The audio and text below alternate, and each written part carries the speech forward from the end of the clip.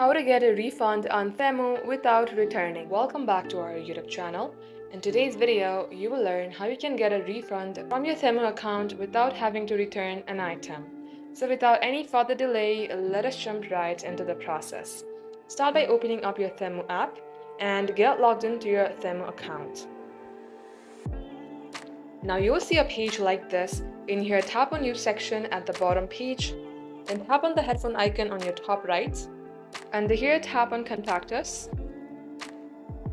Once you write in this, tap on to send, and if Temu thinks that your order falls into the category that is eligible for a refund without having to return the item, you will be able to receive your refund without having to return your item. They also have a policy that if there is an issue with your order, they might refund you without requiring a return.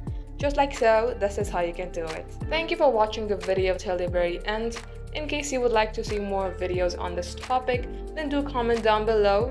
We will be back soon with more tutorials like this. In the meantime, stay updated.